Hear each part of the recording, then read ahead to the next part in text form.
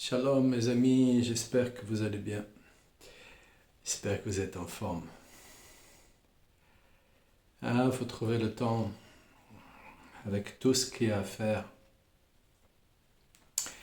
Beaucoup de choses à faire. Ça me manque de venir là sur les réseaux et de faire des vidéos. Mais que voulez-vous? C'est comme ça pour l'instant. Alors, pour l'instant, le temps, je dois le donner à autre chose. Alors, je le donne à autre chose. Mais j'y pense très fort. Et dès que j'ai un instant, comme là maintenant, eh bien, on fait une vidéo, on continue la Torah 11. Toutes les Torahs de Rabbeinu sont riches, sont vraiment très riches, sont vraiment très profondes. Et le principal, c'est pas le savoir, c'est pas la connaissance. Le principal, c'est la pratique. Vraiment, parce que s'il n'y a pas de pratique, ça sert à rien. Ça sert à rien. Avoir de la connaissance pour être un, un individu sachant, ça sert à rien. Il faut savoir l'utiliser dans notre quotidien de tous les jours. Savoir nous véhiculer, savoir comment utiliser toute cette Torah. Parce que cette Torah, elle a beaucoup à nous apprendre tous les jours, quoi. Vraiment, ce qui est assez insignifiant, c'est de voir que beaucoup trop ne l'utilisent pas. C'est ça qui est assez insignifiant. C'est beaucoup trop ne la pratiquent pas. C'est ça qui est assez insignifiant. C'est pas juste de savoir que ça vient de Deutéronome ou que ça vient de l'Exode. Ce qui est important, c'est vraiment se l'approprier et vraiment vivre avec. Donc quand on a parlé la dernière fois des 39 lumières, et que ces 39 lumières, bon, si on a des mauvaises mœurs, eh bien on va les traduire par 39 afflictions. Et c'est ce que vit le monde actuellement. Là, actuellement, le monde, il peut parler de problèmes de gouvernement, il peut parler d'augmentation des tarifs à la pompe, il peut parler d'augmentation du caddie minimum, il peut parler de l'augmentation des factures. Mais en fait, tout ça, c'est rien. Tout ça, c'est basé, tout est basé sur les problèmes de mœurs. Et après, là, on va juste être d'accord. Et en plus, aujourd'hui, si on commence à parler des mœurs d'un homme, d'une femme, eh bien, on va être pris à partie parce que la loi nous interdit de parler de ces problèmes de mœurs. Mais ça va beaucoup plus loin que ça encore. Beaucoup plus loin que ça encore. Alors oui, allons-y gaiement, allons-y, amusons-nous, n'y croyons pas, voilà, hein, qu'on continue à croire que l'homme il descend du singe, hein, voilà, hein, théorie darwiniste, et puis quoi aussi encore, je ne sais quelle autre théorie encore, théorie extraterrestre, je sais pas qu'est-ce qu'il y a encore comme théorie, diverses et variées, à beaucoup de niveaux, à beaucoup de niveaux. Mais il faut bien savoir une chose, c'est que nous vivons dans ce monde, et ce monde, non pas le monde que Hachem a créé, non, pas du tout, non, pas du tout. Celui-là, il est parfait. Mais le monde que l'homme a ajouté dessus, sur ce monde-là. Donc sur la réalité, il a ajouté une grande illusion. Et ensuite, il rajoute des illusions, on appelle ça des effets de mode, on appelle ça des cycles, bref, on va donner tout un tas de termes différents les uns des autres. Et tout ça, eh bien, va faire en sorte que l'individu, il est totalement perdu. Totalement perdu. Parce que nous vivons dans un hôpital psychiatrique à ciel ouvert. C'est au pays des aveugles, les borgnes sont rois. Et là, c'est pas n'importe quelle borgne, hein, parce qu'on va nous inventer des borgnes telles, telles les Avengers et Odin et autres borgnes des épopées passées, alors que pour beaucoup, ils savent même pas qui c'est, ils savent même pas qui c'est, ils savent même pas, ils savent pas que ça, ça a pris naissance au IVe siècle, après le début de notre ère, et que ça vient de la tribu des O'Neill. Ils savent même pas, ils savent même pas, ils inventent des choses, ils inventent tout un tas de choses, tout un tas de choses. Ils savent même pas que en grande partie, ces hommes avec des cornes sur la tête, c'était pour la représentation non pas de la vache sacrée, non, non, c'était pour la représentation de l'abondance, les cornes de l'abondance. On va donner un autre nom aussi dans la Torah, on va lui donner un nom. Hachem, il a plusieurs noms, il a plusieurs noms. Et donc, tout est entremêlé de mensonge sur mensonge. Alors, imaginez que quand on essaye de parler de quelque chose dont on ne sait même pas, on ne sait même pas, on en est très très loin de savoir, alors à ce moment-là, ah bon? Ah oui? Ah, qu'est-ce que vous me dites? Ah non, mais quand même, vous exagérez. Mais non, mais c'est pas possible. Mais non, mais attendez. Mais le monde, il a été créé comme ceci. Mais le monde, il a été créé comme ça. Chacun amène sa sauce. Chacun amène sa sauce. Alors, dans toute cette extravagance de folie, tout le monde va avoir son mot à dire. Alors pour éviter bien entendu que le monde aujourd'hui s'étouffe parce que son gosier est devenu de plus en plus petit, puisque comment l'homme, la femme, comment l'individu véritablement exprime ce qu'il est, ce qu'il ressent.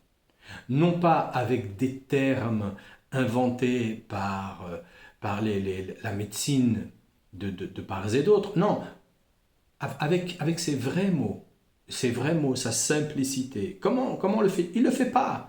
Il le fait pas. Pourquoi? Parce qu'il a son gosier qui est rétréci. Pourquoi? Parce qu'il a son cœur qui est fermé. Il a pas de retour véritablement sur lui-même. Donc dans ce monde où on est stupéfait, on le voit bien, on est vraiment stupéfait. D'un seul coup, il y a des gens qui arrivent dans un chemin spirituel, ils vont faire 10 ans de chemin spirituel et ça y est, il faudrait déjà qu'ils aient je ne sais quoi. Mais ils ne savent pas ce que c'est qu'une âme, on ne sait pas ce que c'est qu'une âme, on a oublié ce que c'était qu'une âme, on a oublié que l'âme, elle ne nous appartient pas, on a oublié que l'âme, le corps même ne nous appartient pas. On a oublié tout ça. Donc, dans notre société, tout est en train de se rétrécir. Tout est en train de se rétrécir tout simplement pour que nous puissions réellement comprendre que nous sommes en train d'involuer. Totalement, nous sommes en train d'involuer. Nous avons une grande technologie, certes, mais nous sommes en train d'involuer. Ça arrange certains, parce que dans cette involution, ils veulent placer des cœurs de porc chez les individus qui ont des problèmes cardiaques, que Dieu nous en préserve, et ils veulent placer des puces dans la tête, parce que l'être humain est dans l'involution totale, Quand on vient parler de Torah, on vient parler d'un livre qui est à l'origine de la création du monde. On ne vient pas parler d'un livre d'histoire, on ne vient pas parler d'une guerre entre je sais pas qui et je sais pas quoi. Non, on vient parler d'un livre de création. Dans ce livre de création, il y a des chapitres qui sont à la portée de nous, en tant qu'individus, dans le monde dans lequel nous sommes, qui sont à la portée pour qu'on puisse s'interroger à travers les époques qui passent, qu'on puisse s'interroger pour savoir qu'est-ce que l'on va en faire. Et donc on a des parachas toutes les semaines. Toutes les semaines, on va avoir des parachas où on va aller vérifier au fond. Bon, ben pour certains, je vous apprends rien du tout par rapport à ça, je vous apprends rien du tout. Mais quand on découvre quelque chose dans les parachas, en vérité, on se découvre soi-même. On ne découvre pas quelque chose de l'extérieur, on découvre quelque chose de soi-même. Donc, dans ce monde, où ce monde est en train de se rétrécir de plus en plus, et on le voit bien, ça devient de plus en plus cher, de plus en plus difficile pour tout le monde. Voilà. Pour quelle raison? Pour quelle raison? Pour que nous puissions arriver à un moment où nous allons abdiquer, totalement abdiquer. Parce que sinon, on n'abdique pas. Sinon, on est une mouche collée sur la vitre, alors qu'à côté, c'est ouvert, et on bute, et on bute, et on bute, et on bute. On n'abdique pas. On a aucune maîtrise de ce corps. Aucune maîtrise des 5 sens. Voilà. Le corps, il veut que du plaisir, il veut que dormir, il veut que la paresse, que, voilà. Et c'est tout. Et c'est tout. L'ego, à la rigueur, il veut gagner de l'argent pour pouvoir briller en société, parce que il est vide. Hein. Il n'y a rien dans l'ego, quoi. Il n'y a rien dans l'ego qui est intéressant. Hein. Il va se servir de l'apparat du corps physique et de sa musculature. Voilà, mais sinon, il n'y a rien dedans. Et il y a toute l'âme qui, nous devons, en tant que conscience, rejoindre les directives de notre âme. Et dans les directives de notre âme, voilà, eh bien, c'est la même cohabitation entre deux époux. C'est la même cohabitation. Parfois, il y en a un qui dit ouais, je veux aller à gauche, et l'autre il dit ah, moi je veux aller à droite, ou non, moi je veux pas bouger, je veux être là.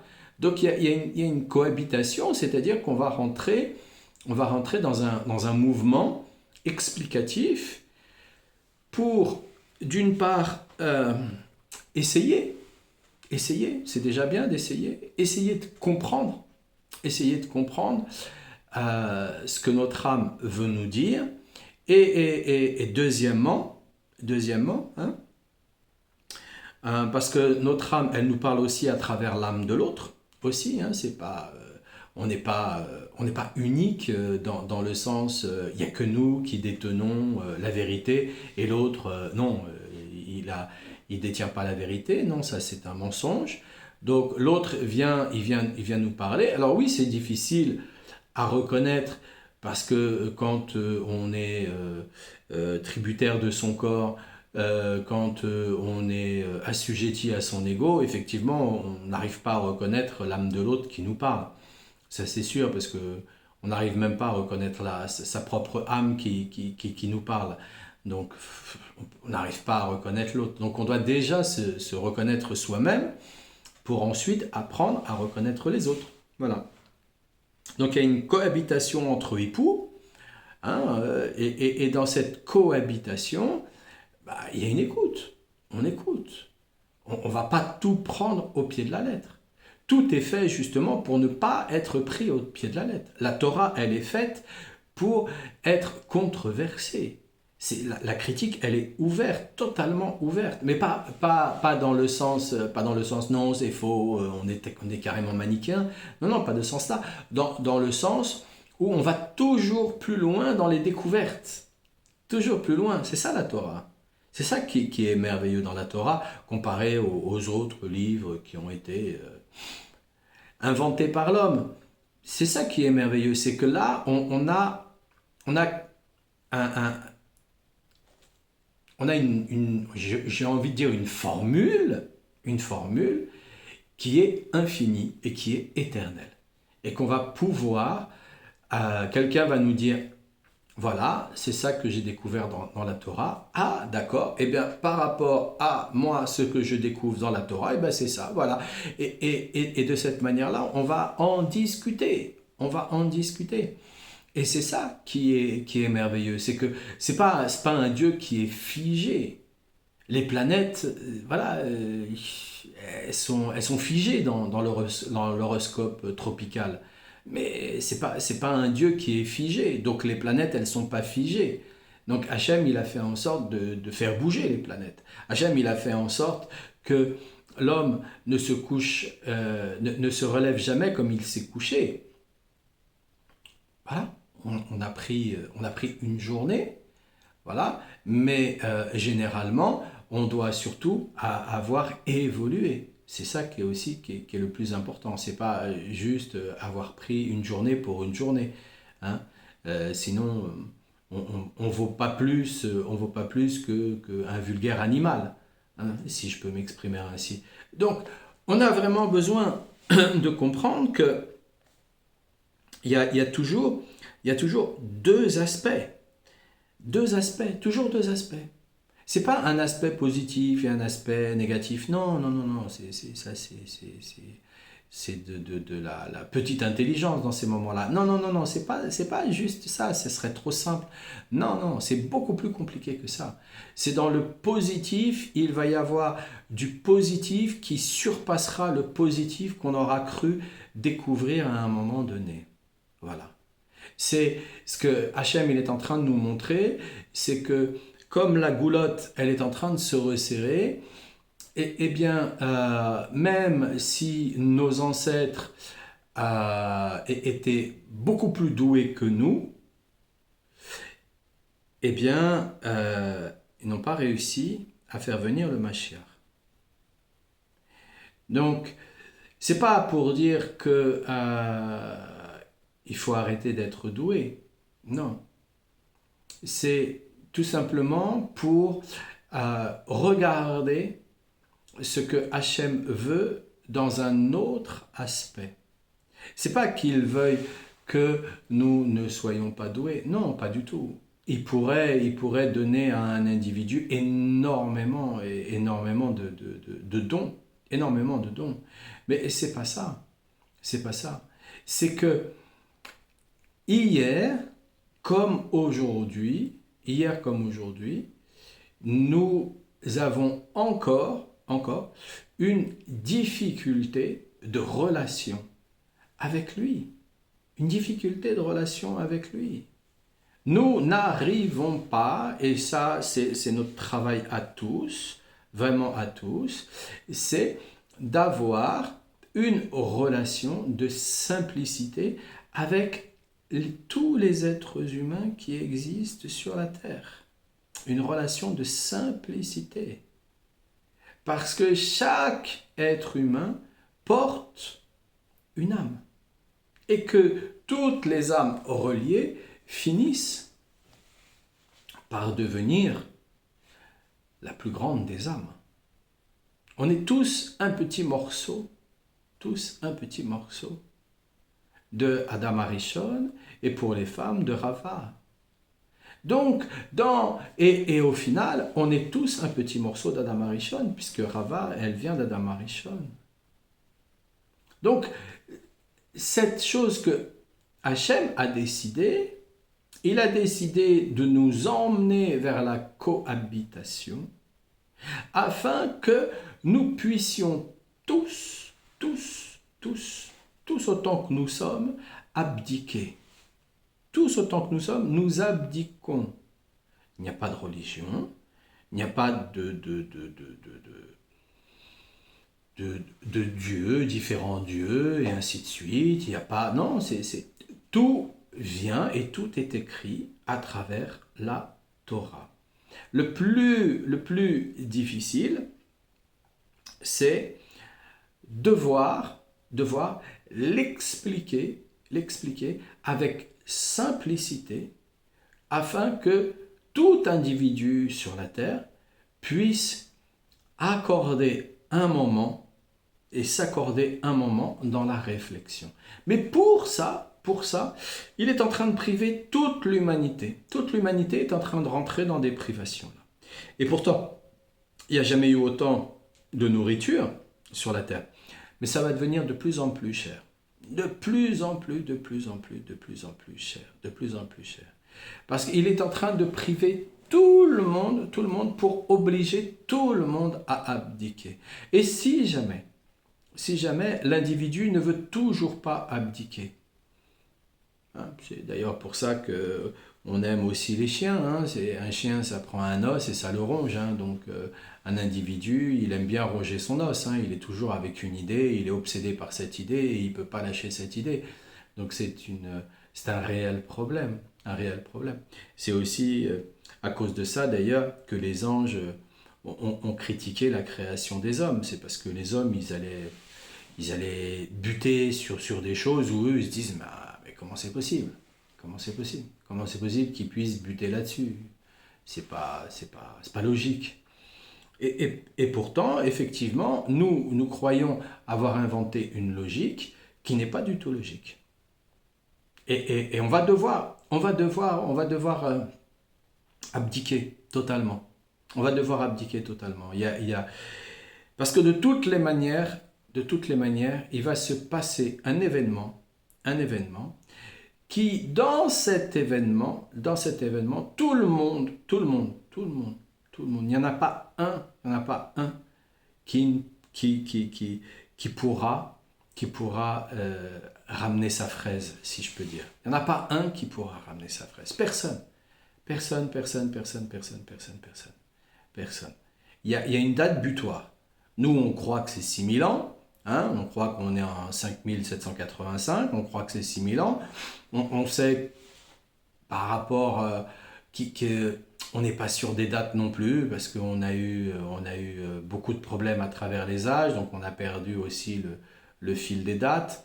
On essaye de revenir tant bien que mal avec différents textes, mais en même temps on a perdu aussi d'autres textes. Bref, on essaye par effet de déduction.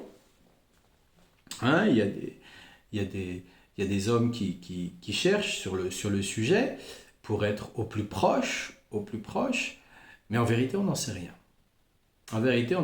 Et si on n'en sait rien, c'est parce que Hachem a décidé que nous n'en sachions rien du tout.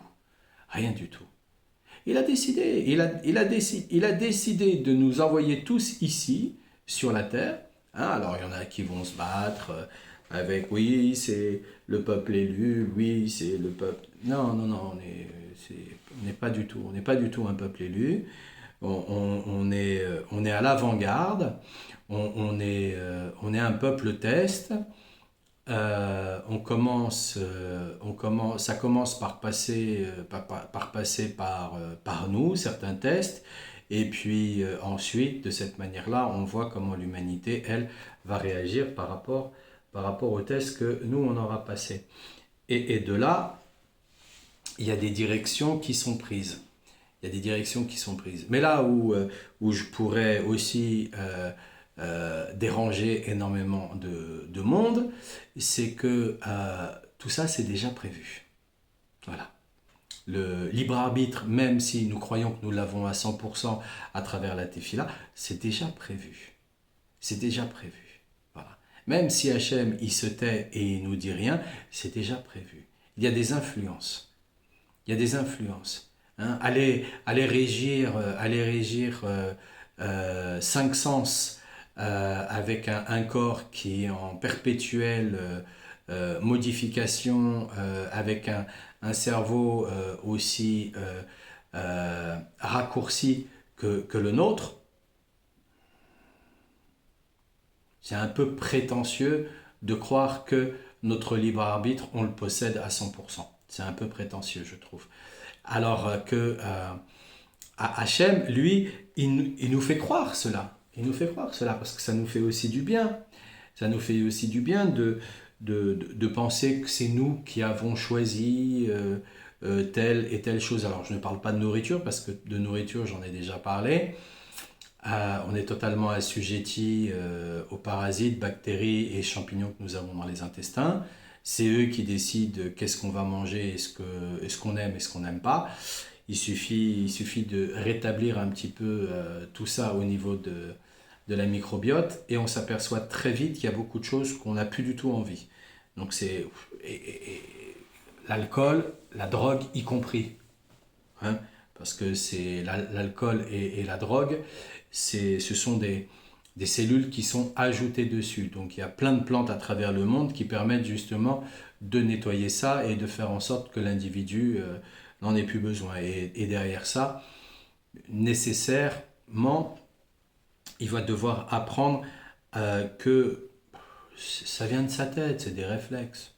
Voilà, bon, bah, il a vécu une histoire, et cette histoire, elle est ce qu'elle est, et il doit surtout pas la renier, parce que cette histoire, elle est très très bonne pour s'appuyer sur son futur, et parler aux autres personnes.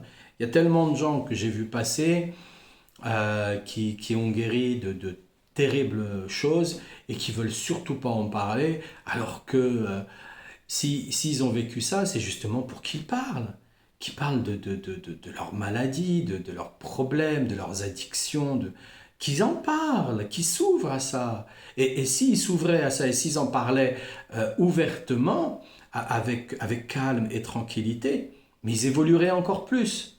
Et non, ils pensent que il faut pas, il faut se cacher, il faut toujours montrer bonne figure. Il y a quelque chose là aussi là-dedans à voir par rapport à ça, et et qui a besoin aussi d'évoluer chez chacun d'entre nous.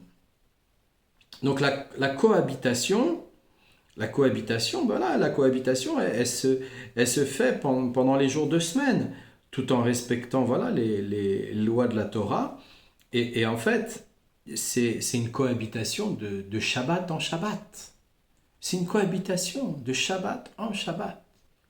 Car dès qu'on devient Shomer Shabbat, qu'on tient le Shabbat, hein, eh bien, la semaine est devenue shabbatique. La semaine est devenue shabbatique. Il y a quelque chose de différent qui se passe. Il y a quelque chose de bien plus profond qui se passe. Bien plus profond. Alors, je sais que c'est pas, euh, c'est pas forcément habituel ce que vous entendez ici. Euh, je suis pas là pour faire un cours, et d'ailleurs je fais pas de cours, mais c'est une étude, et je suis pas là pour faire une étude habituelle de Torah. Je suis là aussi pour parler de la pratique et des expériences. Et au fur et à mesure que je pénètre dans l'évolution, dans l'évolution des journées, à travers l'expérience que Hachem m'a donnée comme possibilité de vivre, parce que c'était pas mon comment dire, c'était pas ma décision première et principale, hein. Je vous assure, c'était pas du tout ma décision première et principale. Et pourtant, j'ai suivi tout simplement en étant discipliné, et je l'ai vécu à fond. Donc c'est sûr, c'est pas forcément habituel d'entendre ces choses de cette manière-là, mais ici je suis pas là pour parler des choses de manière habituelle. Et si j'y suis allé tout doucement, c'est tout simplement par habitude, c'est comme ça. Je ne vais pas mettre les deux pieds dans le plat, et puis venir bousculer les choses comme ça de manière très incongrue. Non, je vais y aller tranquillement, parce que je respecte chacun à travers ses découvertes, à travers ses explications, et à travers les siècles, à travers les ancêtres. Je respecte chacun. Nous sommes tous là pour faire avancer cette humanité à notre niveau. Et faire avancer cette humanité à notre niveau, c'est se rendre compte que l'on n'est pas supérieur à eux. Mais on n'est pas inférieur non plus à l'autre. Non, non, non, non, non, non, non. On n'est pas inférieur à l'autre. C'est pas parce que un connaît parfaitement euh, les chapitres de la Torah, ou la loi, ou je ne sais quoi d'autre, la physique, ou quoi que ce soit, qui va être supérieur à ce que je fais. Non, pas du tout, pas du tout, pas du tout. C'est de la pratique. La pratique, il n'y a pas de supérieur. Il y a quelqu'un qui va vous préparer 2 œufs sur le plat, ils vont être bons. Il y en a un autre qui va vous préparer 2 œufs avec les mêmes œufs que l'autre et ils vont être meilleurs. Voilà, c'est tout. Et puis celui-là aujourd'hui il est meilleur et demain ça sera l'autre qui est meilleur et ainsi de suite. Et personne n'est rentré dans la compétition et personne ne s'est dit tiens lui il est meilleur que moi ou quoi que ce soit. Non, non, non, non, non, c'est pas ce que veut Hachem. C'est votre orteil, le gros pouce du pied droit ne va pas dire je suis meilleur que le gros pouce du pied gauche. Non, non, ils ont tous les deux une utilité très particulière, c'est-à-dire vous donner la possibilité d'avoir une stabilité quand on met une paire de chaussures, et ainsi de suite. Et ben, c'est exactement pareil. Mais tant que l'être humain se prend de manière un peu trop individualiste, alors ça n'a rien à voir non plus avec le communisme, hein, on n'est pas tous égaux, etc., etc. Non, non, pas du tout. C'est que un orteil du pied droit est différent de l'orteil du pied gauche, mais il est tout aussi important et qu'il permet tout aussi de garder l'équilibre que l'autre, tout simplement. Voilà. Et donc, tant qu'on ne réussit pas à communiquer de manière diplomatique et dans la paix, euh, ben, voilà. Et en même temps, pour pouvoir communiquer de manière diplomatique et dans la paix, il faudrait que nous parlions tous la même langue. Et le problème c'est que il y a je ne sais combien de langues ici sur la Terre. Alors, pourquoi? Pourquoi? Est-ce que c'est voulu? Est-ce que c'est pas voulu? Bah, bien sûr que c'est voulu. C'est obligatoirement voulu. Et tout ça est obligatoirement voulu. Parce que justement, la controverse, elle permet de toujours sortir des idées reçues. On reçoit des idées dès la plus petite enfance. On reçoit des idées. Dans la conception entre un spermatozoïde et une ovule, il y a déjà son lot d'idées. Donc on reçoit déjà des idées reçues, des idées préconçues, des préjugés. Il y a déjà tout à l'intérieur. Mais il faut en sortir. Et pour en sortir, il faut secouer l'individu. C'est pour ça que nous sommes secoués, nous sommes ballottés continuellement. Alors les amis, après cette petite étude sur ces quelques lignes de Torah, bon ben à l'habituel, je vais faire le Teilim du jour. Aujourd'hui nous sommes lundi. Alors le Teilim du jour, certains ont pris l'habitude de ne pas écouter jusqu'à la fin. Et pour d'autres, si vous avez été écouté plus loin, bon ben voilà, vous verrez. Vous verrez. Tout simplement, vous verrez. Alors,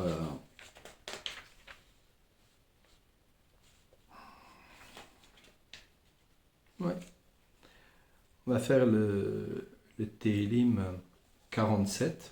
Mais avant, je vous souhaite plein de bonnes choses, qu'Hachem vous protège, Refoua Shlema pour tous les malades, une bonne parnassa pour tout le monde, et une élévation de conscience, et l'utilisation très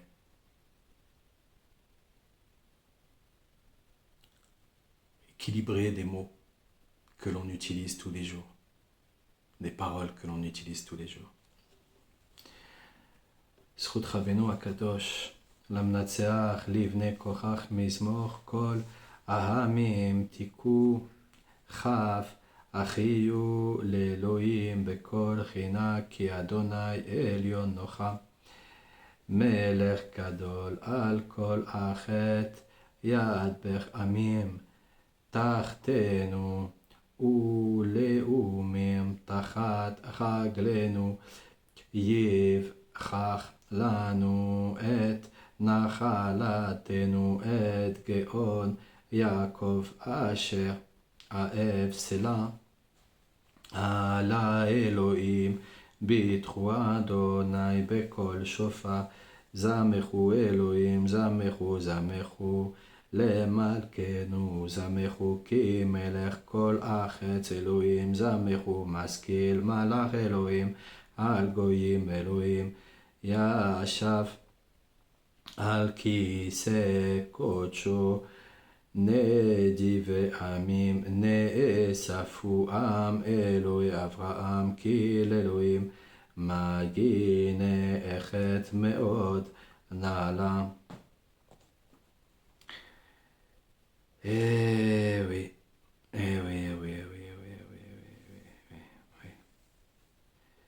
Nous avons vraiment besoin de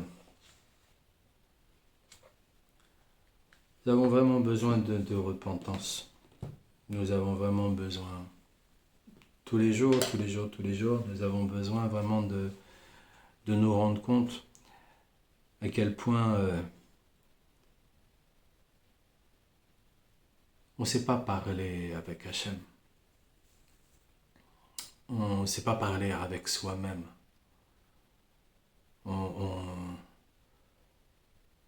On est mélangé entre je vais devoir me parler positivement, mais en même temps je vais me critiquer. Et par contre, David Ameller, lui, il est vraiment venu à travers les psaumes. Il est vraiment venu à travers les psaumes nous montrer comment il fallait qu'on parle avec Hachem. Et quand on réussit à parler de cette manière avec Hachem, il n'y a pas besoin de crier, il n'y a pas besoin d'hurler. C'est le malade qui hurle, c'est celui qui a mal qui hurle, qui peut pas se retenir. Mais quand on n'a pas besoin d'hurler, quand on n'est pas malade grâce à Dieu, que Dieu nous en protège, on doit ressentir une profondeur de notre cœur lorsqu'on parle avec Hachem. Un nidbo des doutes profond, on parle à un ami très profondément, très profondément. On parle à un ami tellement profondément que on lui donne des possibilités qu'il n'imagine pas. Mais ce qu'il y a, c'est que il y a trop de gens qui sont bloqués dans leur façon de communiquer. Ils ne savent pas ce qu'il faut faire. Ils ne savent pas s'il faut fermer la porte, s'il faut se lever, s'il faut aller dire bonjour, Ils ne savent pas, ils sont très dérangés avec eux-mêmes. Ils ne savent pas être amis avec eux-mêmes. Ils n'ont pas appris. Il y a un blocage, il y a des réflexes. Et David Ameller, il nous montre le chemin vrai de la Teshuvah. La vraie façon de parler avec lui, avec Hachem. La vraie façon de parler avec Hachem, c'est aussi la vraie façon de parler avec les autres. Bien entendu, on ne va pas parler de ses problèmes conjugaux avec son garagiste, mais on doit mesurer, tout doit être mesuré. Alors qu'avec Hachem, on peut parler vraiment même de sa voiture avec Hachem. De tout, vraiment de tout. Alors les les amis, refouach les mains.